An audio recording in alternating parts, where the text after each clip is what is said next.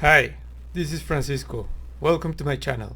Today we're going to take a quick view of the new Unreal Engine 4 Early Access Valley of the Ancient prototype. Let's get started.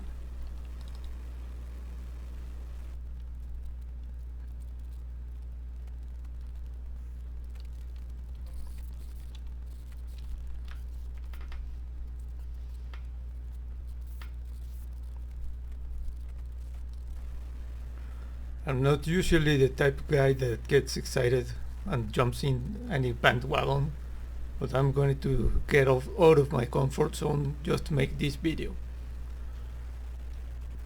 My personal takeaway from this project is for you to understand what can you expect of this new technology.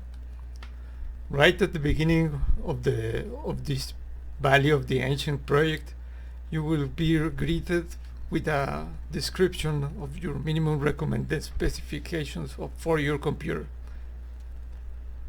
Right now my computer performs well in the graphics card department, but it's gonna be lacking on the system RAM because my RAM card is only 12 gigabytes. Let's take a look.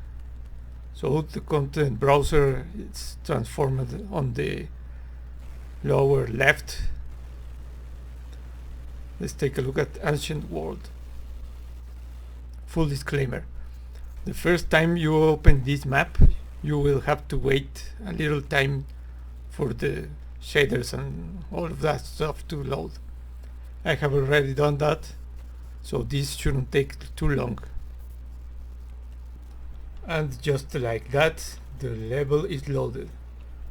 Right now I'm personally astounded by the graphical quality of this project. It's amazing, incredible, really good. You can see that let's not get started on the perfection and stuff like that. Let's just bask in awe about this modern technology. Impressive. Or should I say unreal. This is the sample project.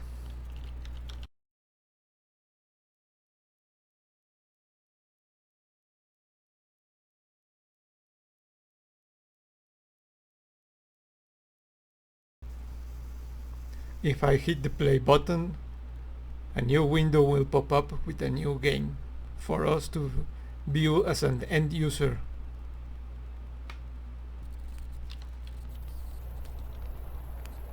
Alright, we're playing left click to start controlling the drone.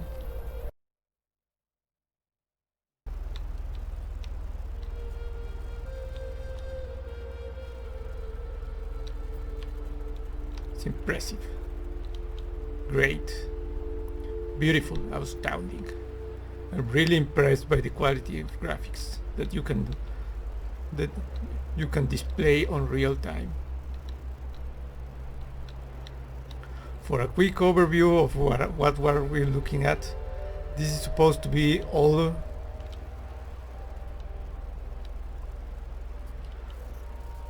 of this 3D context.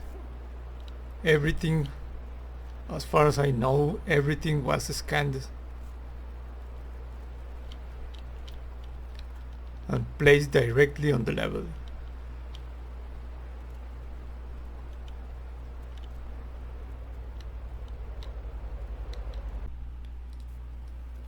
And just like that, I'm already lost in this level. I don't want to ruin the experience of anyone that is not into the game development part, only the game playing aspect. But this is what a level looks like for level editors. I'm trying to find my way back until the start of the start player. But right now, while I'm right back at here, let's take a look at whatever it's made of, whatever this level is made of. It's supposed to be a new technology that I would expect it's working only on the RAM card of the PC, just like the ZBrush or ZBrush or whatever you may want to call that modeling software. The main idea is to facilitate the process of creating content. You see, it's a real chore to be able to make everything look like this in current standards. You have to model the level, you have to model the mesh, you have to retopologize the mesh, paint the mesh, configure the materials, and so on and so forth. Right now, everything is supposed to be working right off the bat, right from the scanning hardware onto the Unreal software, thanks to this new technology we've been talking about.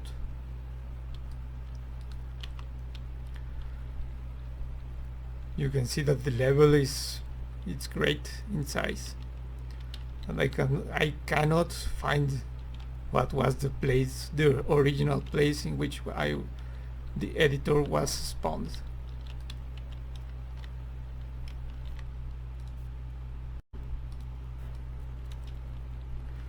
Let's see if we can return, or rather I think I see where we started with the drone blocker.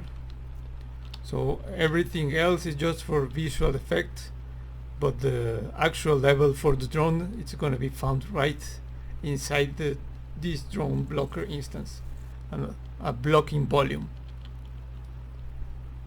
We return back to the starting position, and we can see once again the starting place for the level.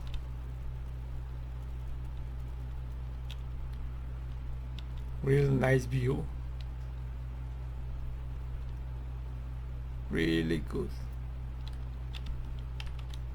As you can see, we can expect to be working with mostly the same frameworks for the usual Unreal level design, with the collision volumes and stuff like that. I have been taking a look at the source code, and it appears that up until now not a lot of things are going to change from the Unreal 4. Right now, this early access preview is showing us the most staggering technologies, the new technologies that we can be expecting to work with in the next years.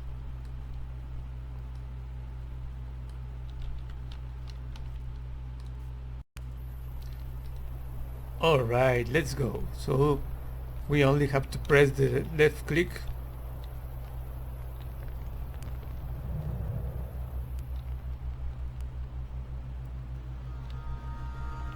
we now have a bird's eye view of the level to be able to grasp the concept that we are now seeing the next generation of video game technology. I'm gonna be slowing down for you to take a look at the detail, the quality of detail. Amazing.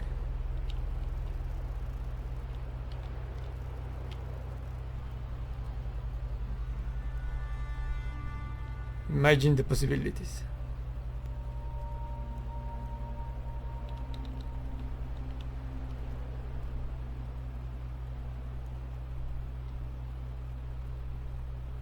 See the detail.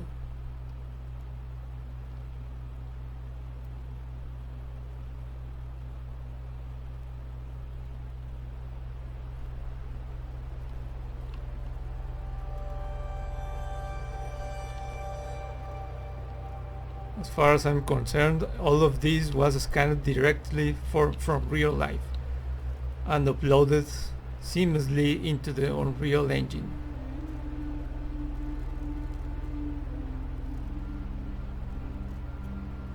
I think this is a flex for all of the other industries they want to start working on.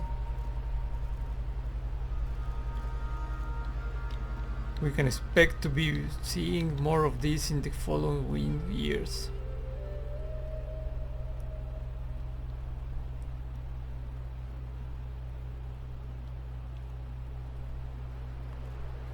Really good job. Great job.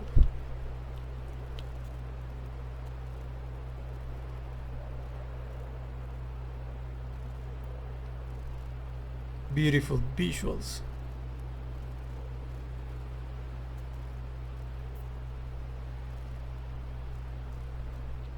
As a matter of fact, I think this is the very first time I'm watching the most advanced visual technology on my computer.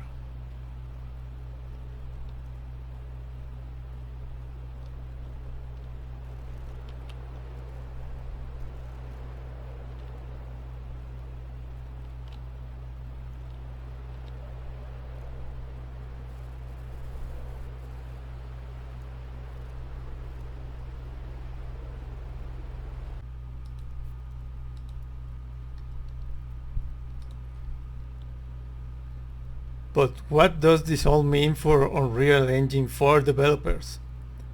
Should you start taking a look at the Unreal Engine 5 and start repurposing all your code and projects for the new engine? Not quite so right now.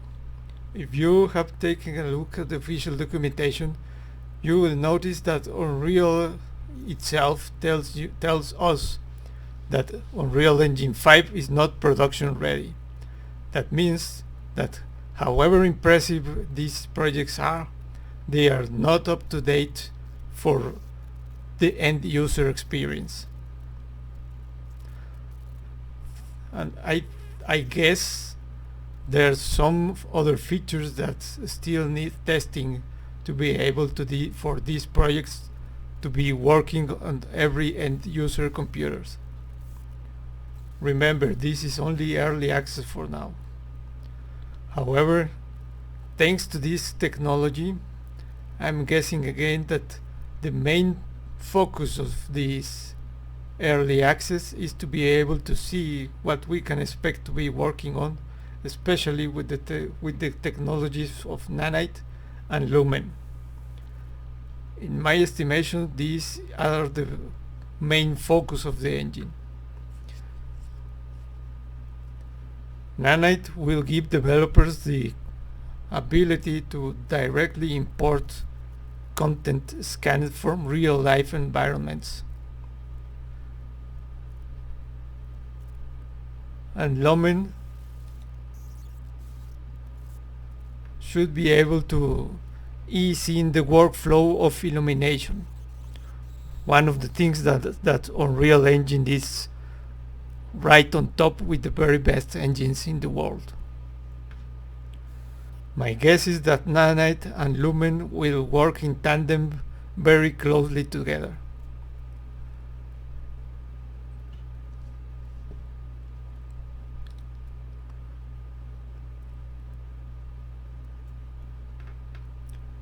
Open worlds, animation, meta sounds appears interesting as well. This should make the creation of sound effects and music just as easy as it was for the other blueprints like materials and code. And the workflow should be able to handle these new technologies as well.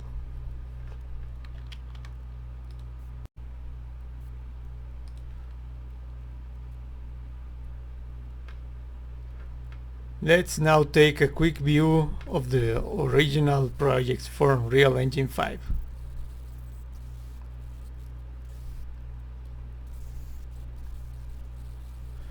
Whilst I was updating my code from 4.25 to 4.26, I realized that Unreal is already integrating some of the core concepts from Unreal5. So I'm guessing again, and I think that most of the basic configuration and projects are going to be exactly the same as Unreal Engine 4. That is, we as developers, we as licensees, shouldn't be worrying too much about changing the stuff so long as we have been working right alongside the official features.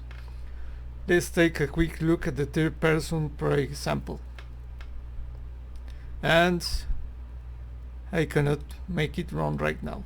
Well, let's take a quick look at the Vehicle Advanced project sample. This new project sample is using the new Chaos engine for Chaos vehicles. Let's start playing. So far so good. Very nice. Right now I'm noticing that the wheels are now in the shape of the sphere.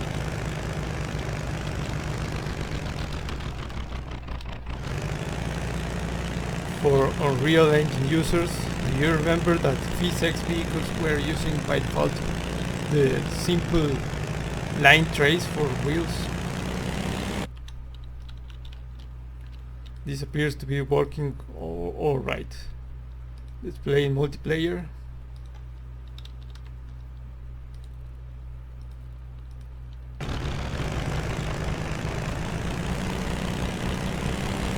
Wherever the funk is the other players.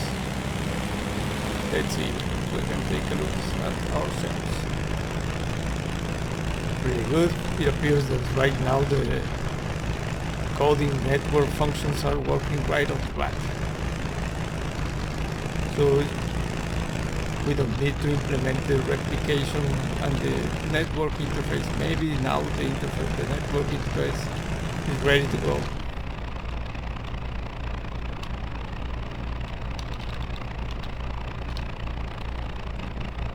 Let's look at lag variance. Let's look at 200 milliseconds. And I lost control of the car. Let's start again. The lag should be already like that.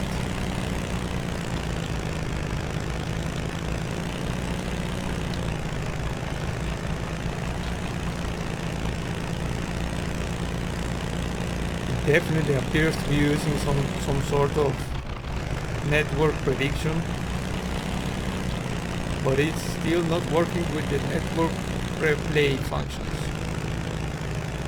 I can feel the lag on the client. Let's move on to something else.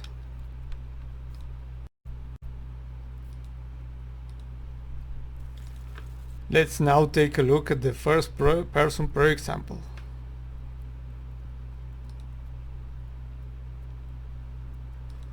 First person.